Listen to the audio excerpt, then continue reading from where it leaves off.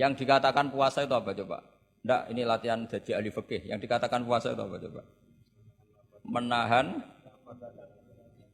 Umumnya orang kan menahan lapar dan minum dari fajar sodik menjadi sampai terbenamnya matahari.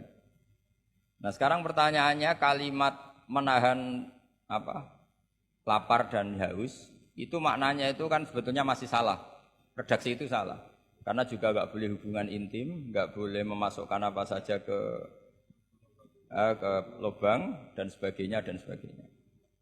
Terus lalu batasannya sampai matahari terbenam. Ada beberapa daerah yang terbenamnya matahari itu tidak wajar.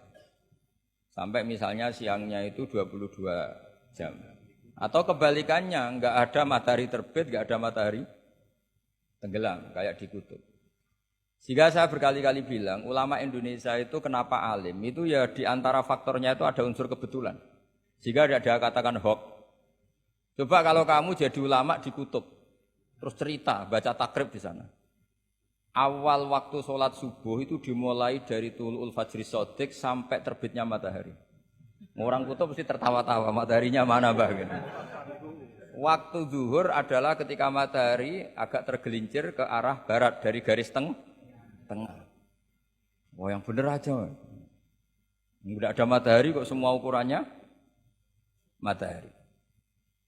Sehingga dalam ilmu falak astronomi diterangkan daerah yang enggak diliwati khotul istiwa, kalau dalam bahasa Indonesia disebut katulis istiwa, itu sebenarnya dari ilmu falak Arab, itu namanya khotul istiwa. Khotun itu garis, istiwa itu garis tengah. Khotul istiwa, terus jadi bahasa Indonesia katulis istiwa. Kayaknya tidak mungkin lah orang Indonesia pertama ahli falak, mesti yang ahli dulu itu orang Arab, karena ilmunya dari Arab.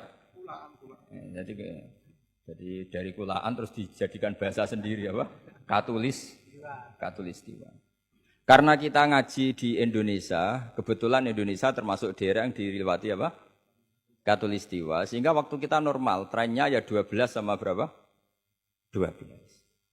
Nanti ada masalah itu misalnya kamu tadi di kutub, lalu puasanya gimana? Apa dikonversi, tetap polanya 16 jam, terus konversi per antar sholat itu kira-kira berapa apa? Jam?